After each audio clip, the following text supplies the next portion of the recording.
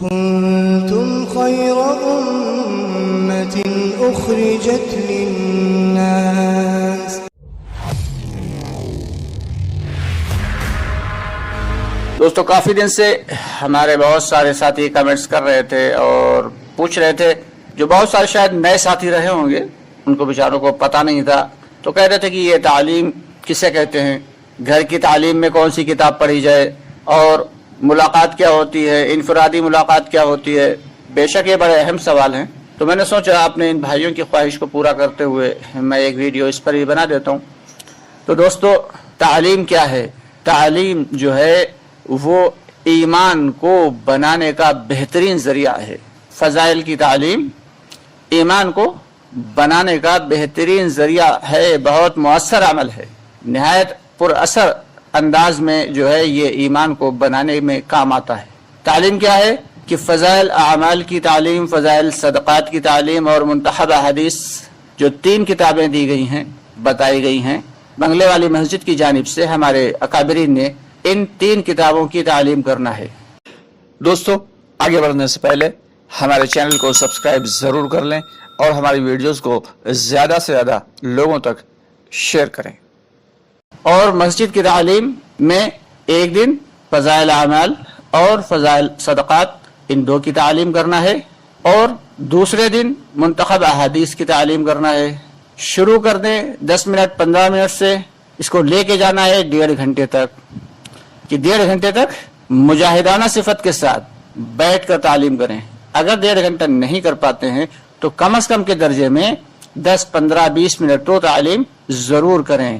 جس میں سے فضائل اعمال میں الگ الگ کتابیں ہیں، کہ سب سے پہلے کیا ہے کہ حکایات صحابہ سے پڑھیں ایک قصہ، اس کے بعد فضائل نماز سے پڑھیں 1-2 احادیث، اس کے بعد فضائل ذکر سے پڑھیں، اور اس کے بعد موجودہ مسلمانوں کی موجودہ پستی کے واحد علاج، یہ ایک کتاب ہے، اس سے پڑھیں.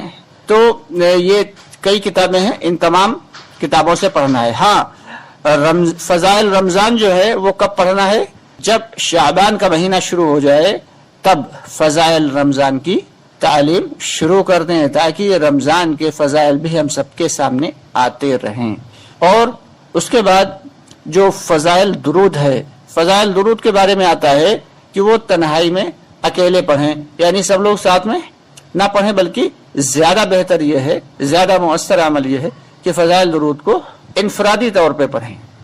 ان کتابوں کو پڑھنے کے بعد پھر فضائل صدقات کی جو کتابیں ہیں، اس میں کم کھانے کے فضائل ہیں اور صدقے کے فضائل ہیں، فضائل حج ہیں، بہت سارے واقعات ہیں بزرگوں کے.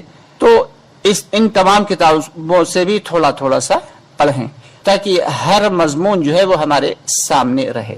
تو اس طریقے سے 15 منٹ 20 منٹ آدھا گھنٹہ سے شروعات کریں، اور مجاہدانہ صفت کے ساتھ بیٹھیں، باوضو ہو کے بیٹھیں. ایک مرتبہ حضرت مولانا الیاس رحمۃ اللہ علیہ تشریف لائے تو دیکھا کچھ ساتھی بیٹھے تعلیم کر رہے تھے، تو تعلیم کرتے کرتے اچانک انہوں نے جب دیکھا حضرت مولانا الیاس رحمۃ اللہ علیہ تشریف لائے ہیں، اور وہ سب کھڑے ہو گئے اور آ کے مصافحہ کرنے لگے. تو حضرت نے فرمایا کہ اگر اس وقت حضور پاک محمد مصطفیٰ صلی اللہ علیہ وسلم بنفس نفیس موجود ہوتے اور وہ تم سب کو تعلیم دے رہے ہوتے، جو ہے نصیحتیں کر رہے ہوتے، اور اس وقت میں آ جاتا، تو کیا تب بھی تم لوگ اسی طرح اٹھ کر مجھ سے مصافحہ کرتے؟ تو تمام ساتھیوں نے کہا نہیں حضرت، تب تو ہم ہرگز نہیں اٹھتے، نہ ہی آپ سے مصافحہ کرتے. تو حضرت نے فرمایا کہ جس وقت تعلیم ہو رہی ہو تو دل کے اندر یہ ہونا چاہیے، یہ جذبہ ہونا چاہیے کہ یہ تعلیم جو ہے، جو قرآن کی آیات پڑھی جا رہی ہیں، گویا کہ اللہ رب العالمین خود ہمیں احکامات دے رہے ہیں، اور یہ جو احادیث پڑھی جا رہی ہیں یہ خود حضور اکرم صلی اللہ علیہ وسلم ہم کو نصیحتیں کر رہے ہیں. جب تک دل کے اندر یہ جذبہ اور یہ خیال نہیں ہوگا تب تک عمل کا استحضار نہیں ہوگا.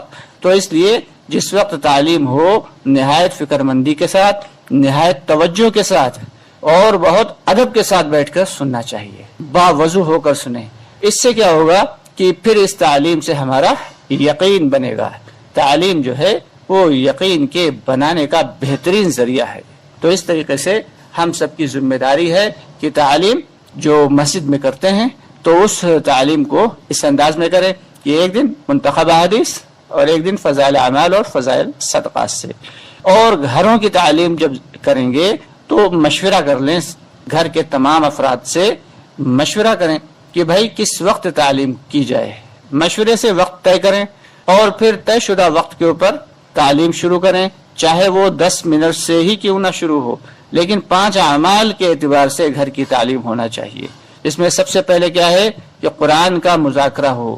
ہمارا قرآن صحیح ہے، ہماری ماں کا قرآن نہیں صحیح، ہماری بہن کا قرآن نہیں صحیح، ہماری بیٹی کا، ہماری بیوی کا قرآن نہیں صحیح، تو جب قرآن نہیں صحیح ہوگا تو نماز کیسے صحیح ہوگی؟ اور اللہ کے یہاں سب سے پہلے نماز کا ہی حساب لیا جائے گا۔ اس لیے ہم سب کا قرآن کا صحیح کرنا یہ بہت ضروری ہے۔ ہاں کبھی کبھی ایسا ہوتا ہے کہ ہماری کچھ بہنیں قرآن پڑھنے کی حالت میں نہیں ہیں، تو آسان سا طریقہ ہے وہ اپنے کسی کام میں مصروف ہو جائیں اور سب سے پہلے قرآن کا حلقہ شروع کر دیں۔ جب قرآن کا حلقہ مکمل ہو جائے تو وہ آ کر تعلیم میں، جیسے تعلیم شروع ہو اس میں آ کے جڑ جائیں، اس کے بعد پھر تعلیم کریں۔ پہلا عمل قرآن کی تصحیح کے حلقے، دوسرا عمل فضائل کی تعلیم اور منتخب کی تعلیم، اور تیسرا عمل ہے 6 صفات کا مذاکرہ بھی ہو، 6 صفات کے مذاکرے کے ساتھ ہو تعلیم، اور جس میں سے الگ الگ انداز میں سبھی لوگ مذاکرہ کریں، گھر کے تمام افراد، اور ساتھ ہی ساتھ تشکیل کریں، اس کے بعد تشکیل کریں۔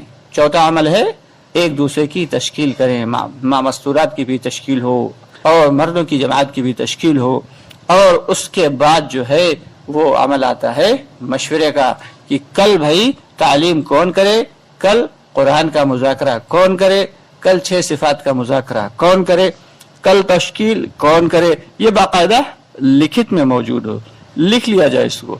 اس طریقے سے جب لکھت میں موجود ہوگا، لکھا ہوا ہوگا، تو بچوں کے دلوں میں بھی اس کی اہمیت اور اس کی قدر آئے گی، اور جس کا کام ہو وہ فکر مندی کے ساتھ اس کام کو سیکھے اور پھر اگلے دن اس کام کو سر انجام دے۔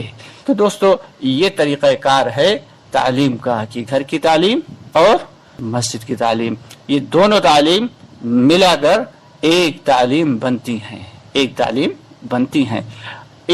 اگر ان تعلیموں کو ہم مضبوط سے پکڑ لیں گے، گھر کی اور مسجد کی تعلیم کو مضبوطی کے ساتھ پکڑ لیں گے، تو اللہ کی ذات سے امید ہے کہ ہمارے ایمان کو بڑھنے سے کوئی شخص روک نہیں پائے گا۔ حضرت مولانا ریاض رحمۃ اللہ علیہ تشریف فرما رہتے تھے مسجد میں، اور پڑوس میں ہی چونکہ حجرہ تھا اور پڑوس میں ہی اہل خانہ بھی رہتے تھے، تو جو کچھ مسجد میں جو تعلیمات ہوتی تھیں وہ سارے کا سارے اہل خانہ سنتے تھے۔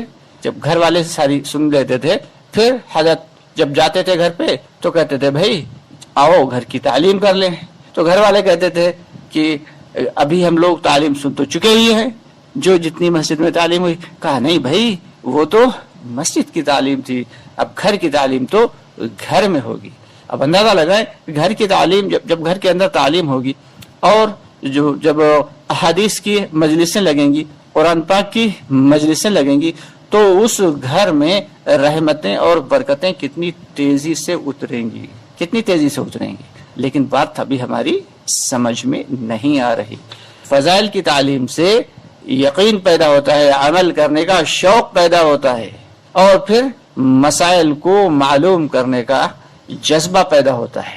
تو فضائل کی تعلیم یقین کو بڑھانے کے لیے اور ساتھ ہی ساتھ فضائل کا اعمال کا شوق پیدا کرنے کے لیے ہے، اور اس کے بعد پھر مسائل جو سامنے آئیں تو مرد حضرات علماء کرام سے، اپنے مسلک کے معتبر علماء کرام سے جا کے مسائل کو سیکھیں، اور مسائل سیکھ کر آئیں اور پھر گھر کی عورتوں کو بتائیں، گھر کی عورتیں بچوں کو بتائیں کہ دینی مسائل کیا کیا ہیں۔ اس طریقے سے یہ ایک ترتیب ہے، اس ترتیب کے اعتبار سے اگر کام کریں گے تو پھر اللہ کی ذات سے امید ہے کہ انشاءاللہ ہمارے ایمان میں اضافہ ہوتا چلا جائے گا، پھر اللہ کے راستے میں نکلنے میں جو اگر کبھی ہمارے گھر والے رکاوٹ بنتے بھی ہیں تو وہ رکاوٹ نہیں بنیں گے، بلکہ ہمارا نکلنا آسان ہوگا، وہ خود ہی ہمارا بیگ تیار کر کے اللہ کے راستے میں بھیجیں گے۔ دوستو، یہ تھی تعلیم کا جو طریقہ کار۔ باقی کے کام کیسے کرنا ہے انشاءاللہ تعالی اس کی بھی ویڈیو آپ لوگوں تک بہت جلد پہنچا دیں گے۔ بس آپ سے گزارش یہ ہے کہ آپ لوگ چینل کو سبسکرائب کرنے میں اور ویڈیو کو شیئر کرنے میں اور لائک کرنے میں بڑا کنجوسی سے کام لیتے ہیں، اس لیے آپ سے گزارش ہے کہ زیادہ سے زیادہ ویڈیو کو آگے بڑھا دیا کریں، شیئر کر دیا کریں اور ساتھ ہی ساتھ ہمارے چینل کو سبسکرائب کر لیں، اور اگر ویڈیو پسند آیا کرے تو اس کو لائک کر دیا کریں اور کامنٹ سیکشن میں اپنی رائے کا اظہار ضرور کر دیا کریں۔ اس سے ہمیں تقویت ملتی ہے اور ہمیں معلوم ہوتا ہے اگر ہماری کوئی غلطی ہو جاتی ہے کسی ویڈیو میں تو وہ بھی ہمیں پتہ چل جائے گی، اور اگر کسی اہم مضمون پر، اہم موضوع پر آپ ویڈیو بنوانا چاہتے ہیں تو وہ بھی ہم تک پہنچ جاتا ہے۔ تو اس لیے اپنی جو ہے رائے کا اظہار ضرور کر دیا کریں۔ ہم سب کے حق میں دعا کریں، پوری امت مسلمہ کے لیے دعا کریں، اللہ تعالی ہم سب کو کہنے سننے زیادہ عمل کی توفیق عطا فرمائے۔ اس کے ساتھ یہ گزارش یہ بھی ہے کہ ویڈیو کو پورا دیکھا کرے تاکہ بات پوری سمجھ میں آئے۔ اللہ عمل کی توفیق عطا فرمائے۔